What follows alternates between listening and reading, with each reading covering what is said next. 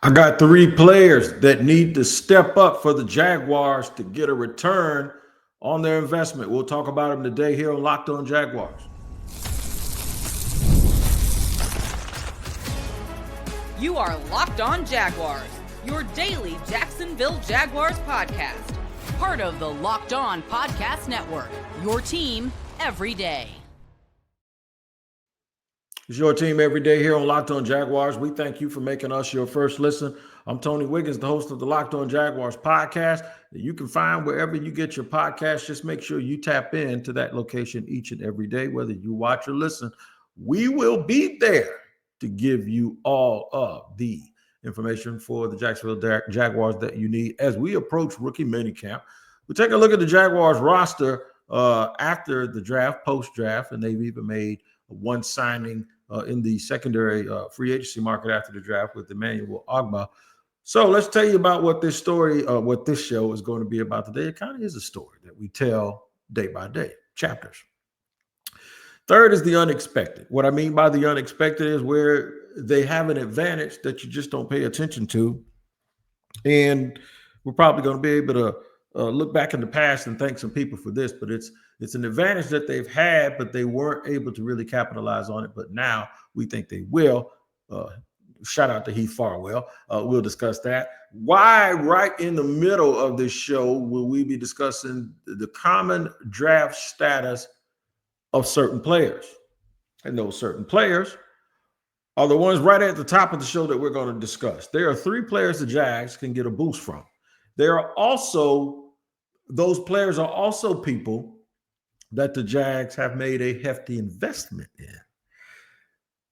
So let's get down to it. When the new regime of Tony Boselli as the EVP, head coach Liam Cohen, and GM James Gladstone took over this team, I quoted, believe it or not, I quoted Urban Meyer. I said something that he said from college, that whenever a new coach takes over a team, that all of those players are his.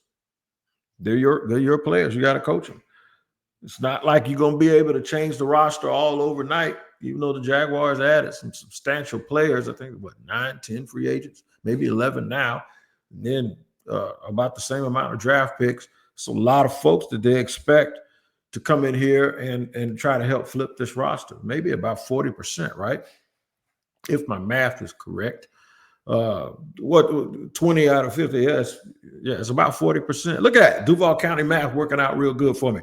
So about 40% of the roster is, if they don't add any more free agents, and if they don't add, if none of the undrafted free agents actually make the active roster. So if they added 20, let's just say at some point 20 make it, whether it's some form of draft choices, free agents that they've guaranteed money to, as well as undrafted free agents and somebody else they might pick up. And even if they end up sticking because of injury. So it's 20 out of 53, not including the practice squad. So that means there's a pretty substantial turnover in 1 year. But you don't just win turning your roster over. You also have to win with getting contributions from players who are already on the roster.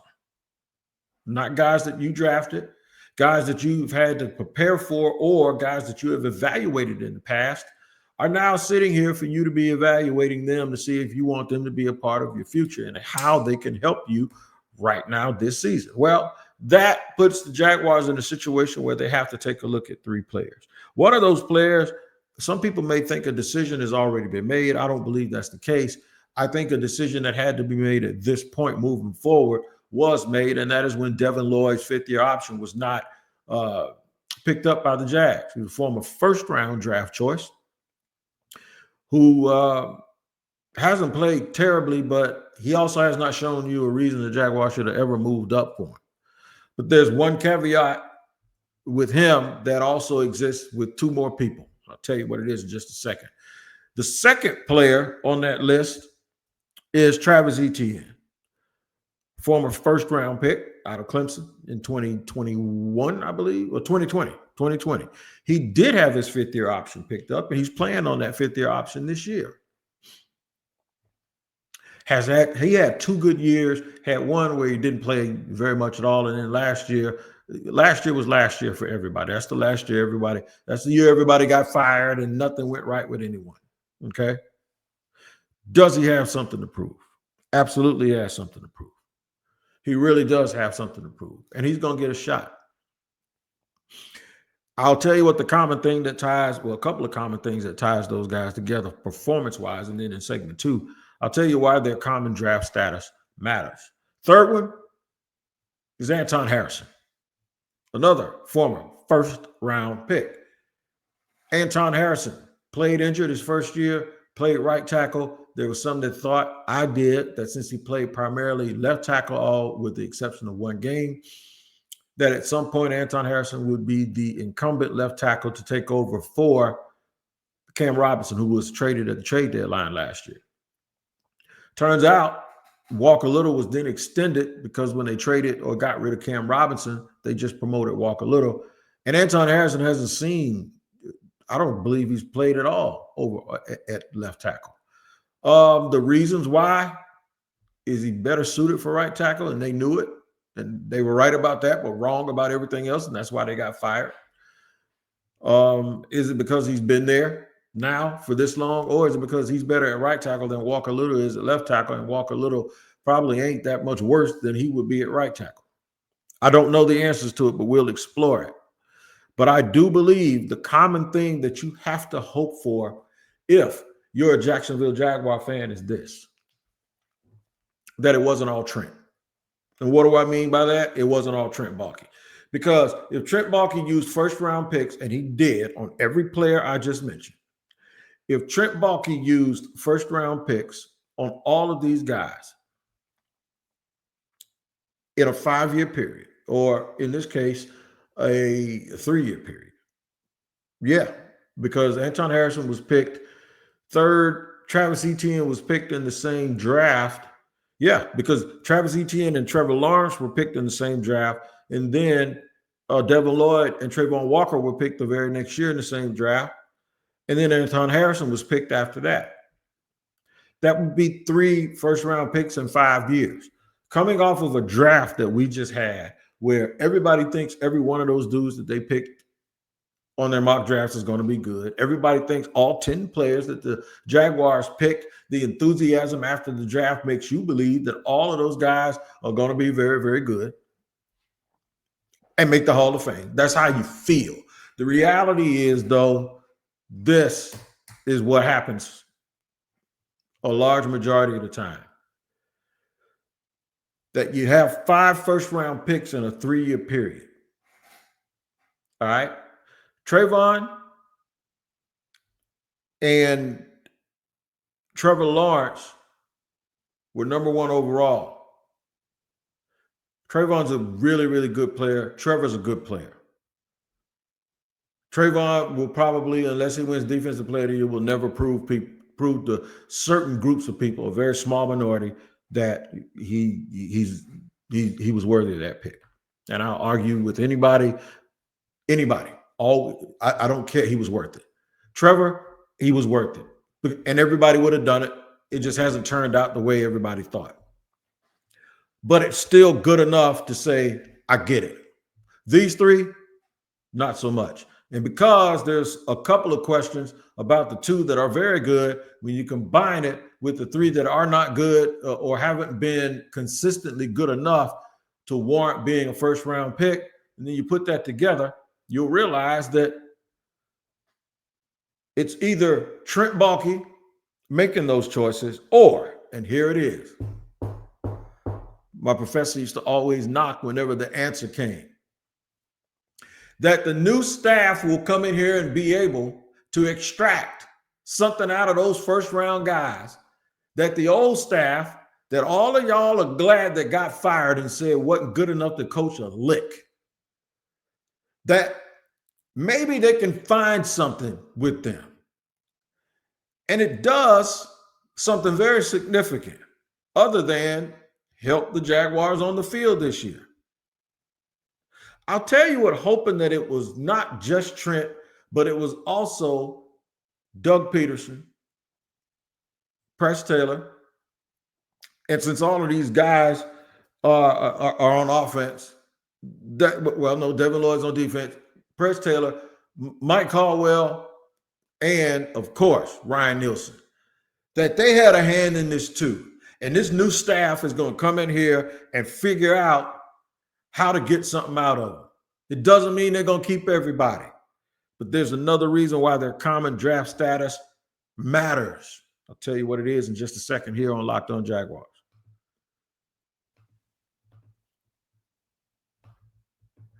All right, today's show is sponsored and brought to you by FanDuel. Man, the NBA playoffs in full swing, and every night delivers highlight-worthy performances, major momentum shifts, and can't-miss moments. You got teams up now that people didn't even think were going to be up in these series. Whether it's a game-winning shot or a breakout player, there's never been a better time to get in on the action. FanDuel makes it easy in the game, before tip-off, and live. With player props, performance trends, and same-game parlays, fans have more ways than ever to play smart and win big. I'm telling you, man, this is the series, especially early, to take these road teams in game one, because they're playing with a little bit of a chip on their shoulder, and these home teams, sometimes they play really, really tight. New to FanDuel, it's the perfect time to sign up. Head to FanDuel.com and place your first bet for $5. Place your first $5 bet. If that bet wins, you'll get $200 in bonus bets. That is not a joke. It is the truth. Make every moment more with FanDuel, an official sports betting partner of the NBA.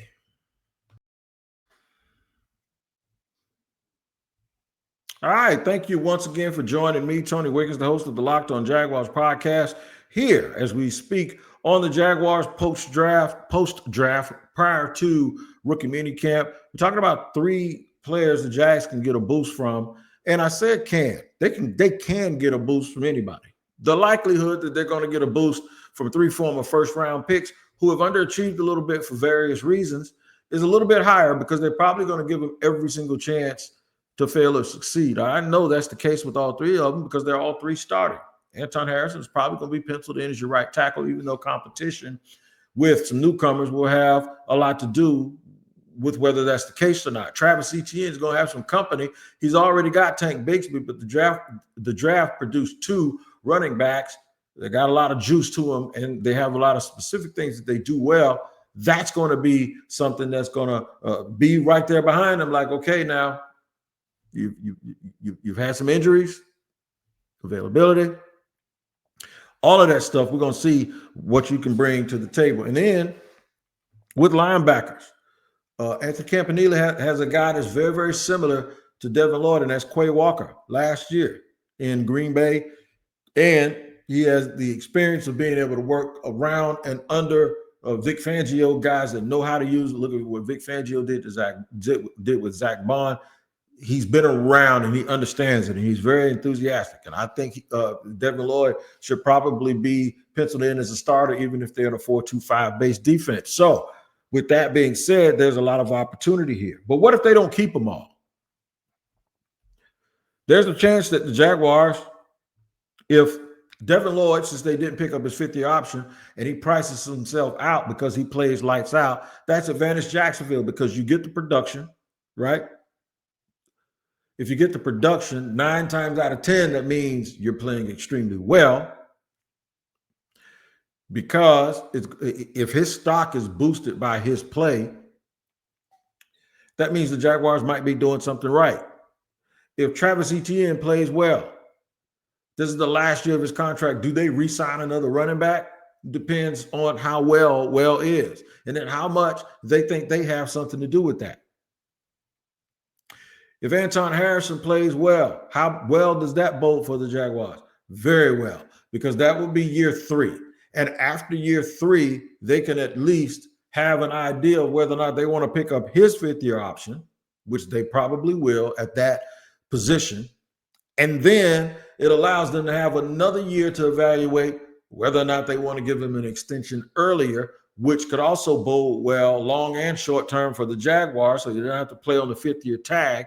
It just gives them 2 years of a sample size, but it also solidifies that, and it allows Trevor Lawrence to be protected. Now, if all of those things happen, you can sit here and say, or if some of them happen to a certain degree, you could sit here and say,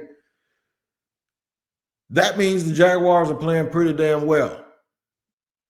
That means the Jaguars are now blocking longer, which means Travis Etienne has more time before, after he gets the ball before he gets hit.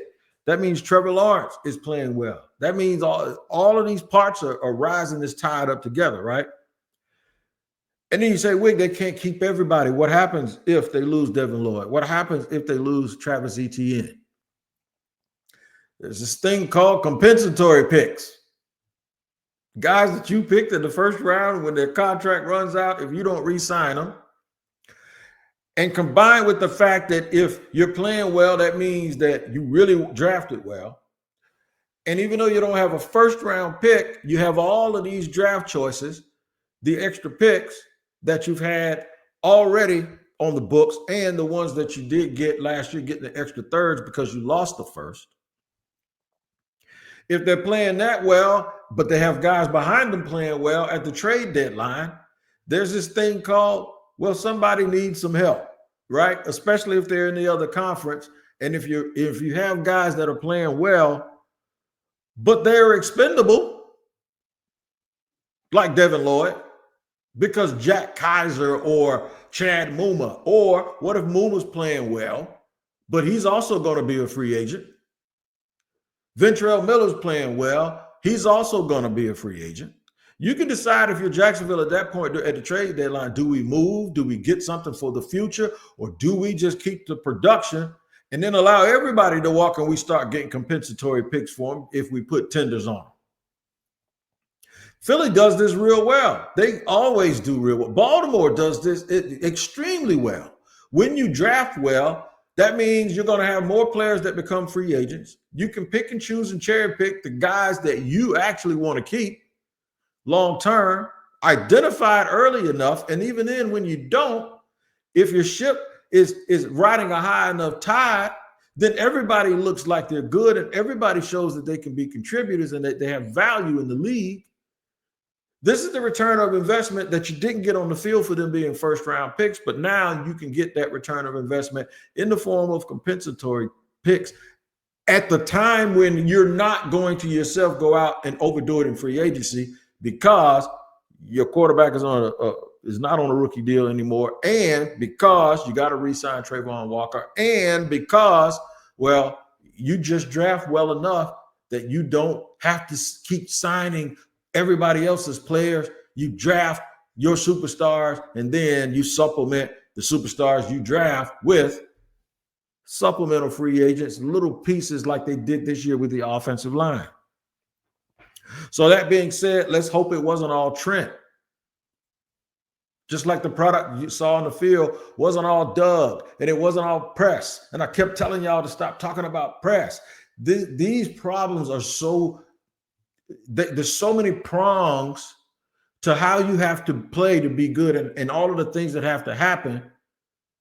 That's why I'm glad we have a group that we have now, because it looks like there are a whole bunch of people that's trying to find solutions and it's not worried about identifying problems. Let's talk a little bit more about this, and then we'll get into the unexpected thing, the one part of this team where they'll get an unexpected boost. Football coaches expect it. Not a lot of people do. It's been good, but it hasn't been that big enough of a boost because the rest of the team has not been good. Those are the specialists of our special teams, especially in 2024. We'll discuss them in just a second here on Locked On Jaguars.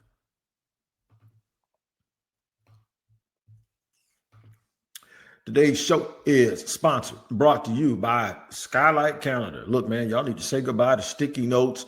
Yeah, I got some sitting right here and all of that stuff and scribbled plans on the fridge and overlapping calendar invites. The Skylight Calendar is here to bring clarity to the chaos and help families stay organized without stress. This sleek digital display syncs with your existing calendars, Google, Apple, Outlook, and more, making it simple to track appointments, practices, dinners, and reminders, all in one easy and safe place. You're juggling things like me. For a long time, I had 3 jobs, 5 kids, and 2 businesses. That's a lot.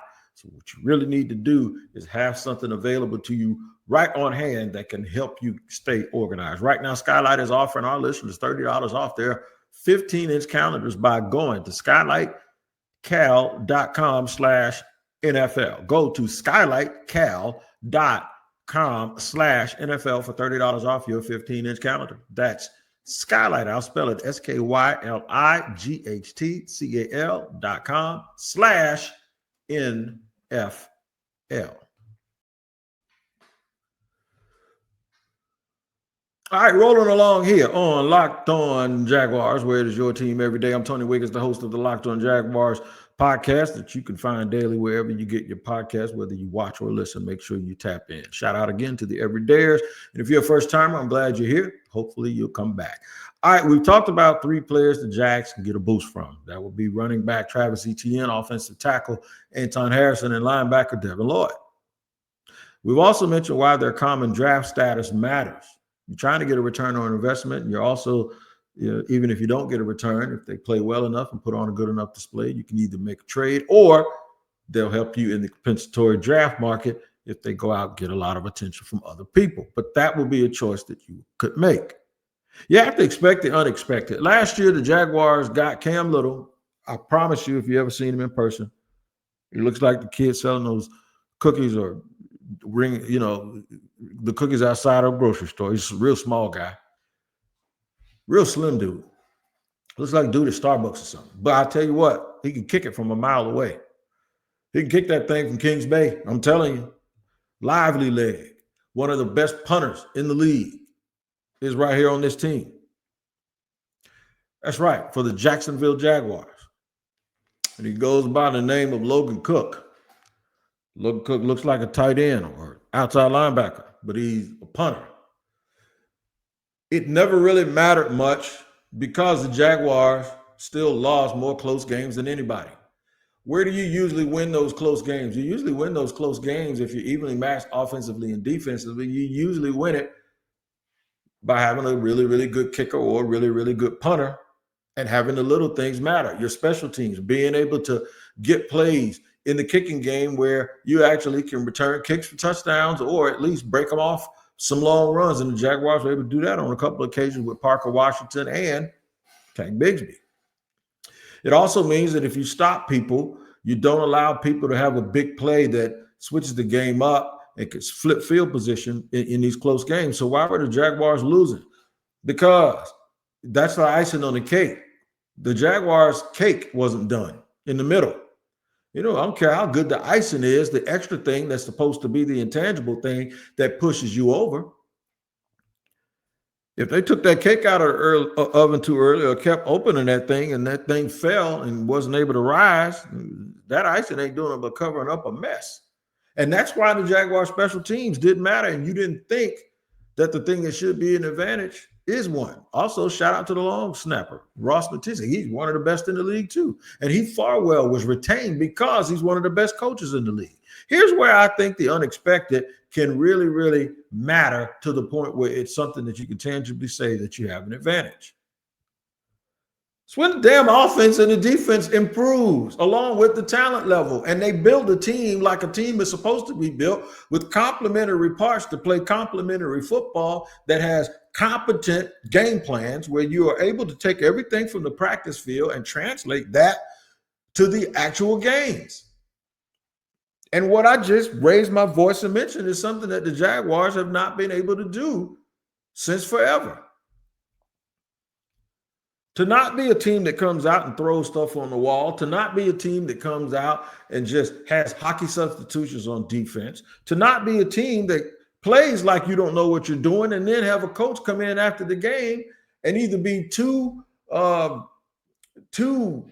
obtuse, if you will, stubborn, or whatever word you want to use, or maybe incompetent, or maybe a combination of all three of those, where they used to come into press conferences and get smart with people, which I usually find out when people raise their voice, get smart, or become condescending, they don't have an answer.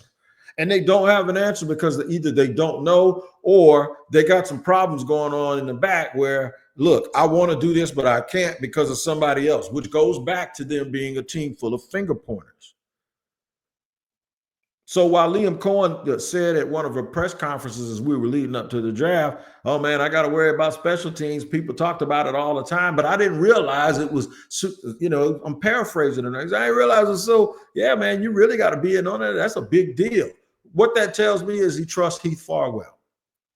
what it also tells me is that he has to take time and understand that a little bit more than he even knew that he was going to have to, because it affects roster configuration in the draft. The kid they got out of Navy, the defensive back, they drafted him primarily because, well, maybe not primarily, but a big reason is one of his superpowers is how well he tackles in the open field and how active he is in special teams, and the fact that he can cause turnovers. Not just drafting dudes just solely because they play special teams, like it's a wasted draft pick or a wasted roster spot. No, grabbing guys that have superpowers where those superpowers actually translate to playing special teams. And it's going to be important because it helps you play complementary football. Here's what I mean.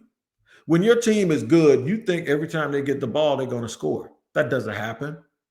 But if they're good enough to manufacture more first downs on offense, and if they're good enough to maybe get off the field a little bit more and not give up so much time of possession on defense, then that means they get the ball back before the team gets a lot of real estate, which means that you get a better chance to get good field position. Or if you're on offense and you're going to get the ball, or you have the ball, even if you don't make it, when you cross the 40, you got a chance to get a field goal. Combine the big playability, Brian Thomas Jr., Travis Hunter, whatever you get from the running backs, Diami Brown, better play from tight ends who can attack the seam. Combine all of that stuff, the use of all three or maybe even four running backs. Combine all of that stuff with, okay, we didn't score every time, but imagine the pressure you put on teams when you're like the Kansas City Chiefs, and when you cross the 45-yard line on the other side of the 50, they're already thinking about keeping you from getting a field goal because they know Harrison Butker could kick that thing from a mile away.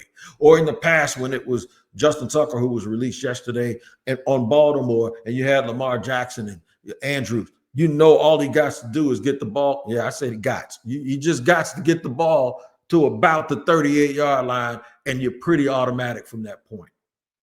Now, all of those big plays you make, that commitment to the running game, your ability to convert on first and goal and third and short because of the upgrade to the offensive line and a commitment to physicality that's not just talk, it's like going out and actually getting big physical people. Add all of those things together, and now that kicking game and those specialists that have been acknowledged around the league as being very good, now they even become more important. And guess what? All they got to do is what they already been doing. You've improved the rest of the team. So that is the definition of being nothing more than themselves. Look at how I tied that thing together. Woo! Well, I'm telling you, that alignment is something else. It's getting us all in line. You can get further in line with the roster. Check out my man Kyle Krabs and my other buddy Joe Marino on Locked On NFL Scouting. They know rosters. They know the configuration of rosters. They go through this all the time, and as training camp goes, there's going to be like 90 people over there, right? They're going to be able to tell you throughout the league by looking at scouting who has a chance and who doesn't. Make sure you check that out and make it your second listen. All right, man. All the way up to minicamp and rookie minicamp. I'll be here breaking the Jags roster down. Be back tomorrow with some more comprehensive stuff for you. Looking at it only the way the Locked On Jaguars looked at it, because we kind of let's move a little bit different over here in the barbershop. We'll see y'all next time. Take care.